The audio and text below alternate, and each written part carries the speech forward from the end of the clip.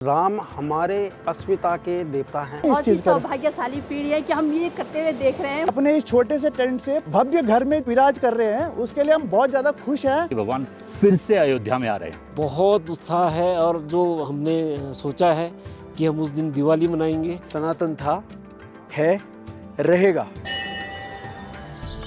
कण कण में राम के आज के एपिसोड में हम पहुंचे हैं देवभूमि उत्तराखंड, जहां रुद्रप्रयाग जिले में स्थित है भगवान श्री राम की तपोभूमि चंद्रशिला।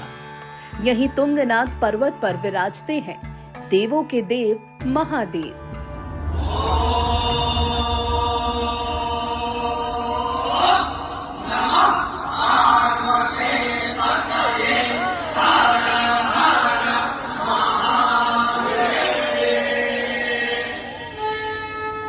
देवभूमि उत्तराखंड के देव स्थल चंद्रशिला और तुंगनाथ में आपका स्वागत है।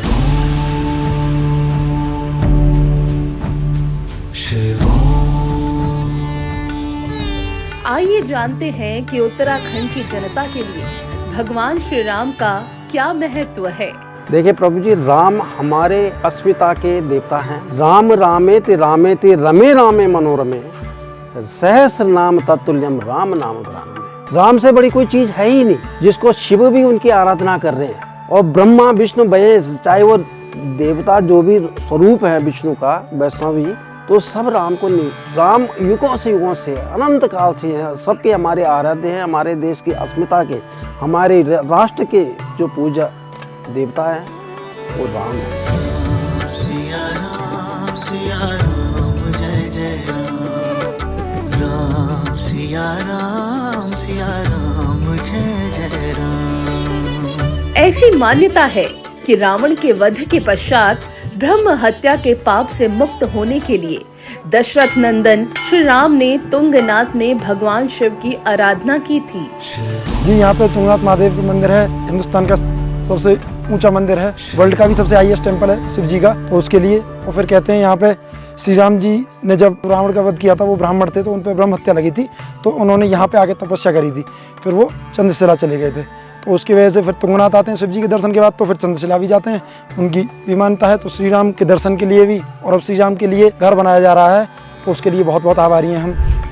अयोध्या में श्री राम जन्मभूमि पर बन रहे भव्य राम मंदिर को लेकर जो उत्साह भारत के कण कण में है, वही उत्साह हमें देवभूमि उत्तराखंड के जन जन में देखने को मिला।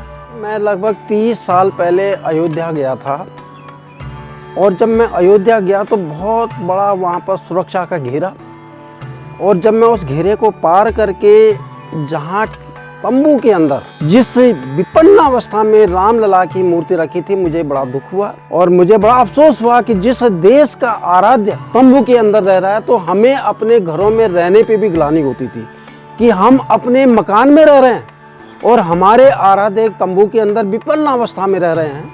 ये हमारा सबसे बड़ा दुर्भाग्य था, और मैं बड़ा सौभाग्यशाली हूँ कि अपनी इस उम्र में इस सपने को मैं साक्षात ये देखता हूँ। नहीं तो हमने कभी सोचा भी नहीं था कि ऐसा हो सकता है, और ये मोदी जी हैं तो मुमकिन है, ये बात पक्की है, क्योंकि ऐसा राजा न भूतो न भविष्यति कभी हो ही नहीं सकता। उन्होंने वो काम कर दिया जो पूरे विश्व के अंदर, राम जी पूरे विश्व के अंदर विराजमान होंगे, और उनको अपनी, हमारे राष्ट्र का मंदिर है वो राम लला का जो मंदिर बन रहा है, भव्य मंदिर बन रहा है।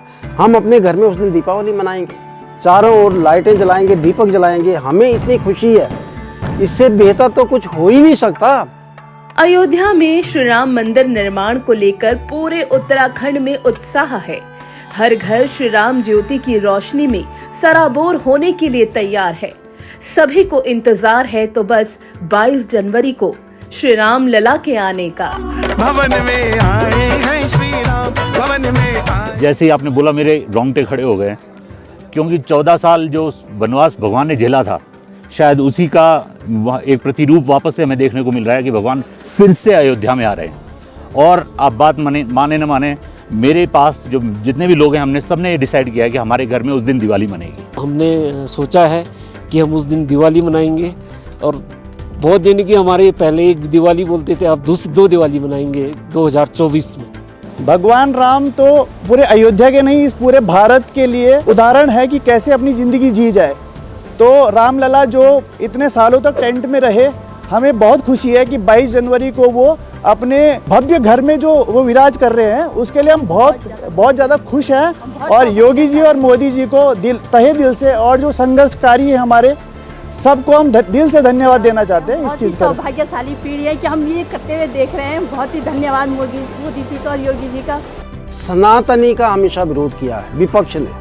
वो सब नक्सली वामपंथी हैं। मैं किसी की अवहेलना नहीं करता, राजनीति होती है, लेकिन आप अपने देश के गौरव और मर्यादा उसके साथ राजनीति कर रहे हैं। इससे बड़ी घिनौनी क्या बात हो सकती है।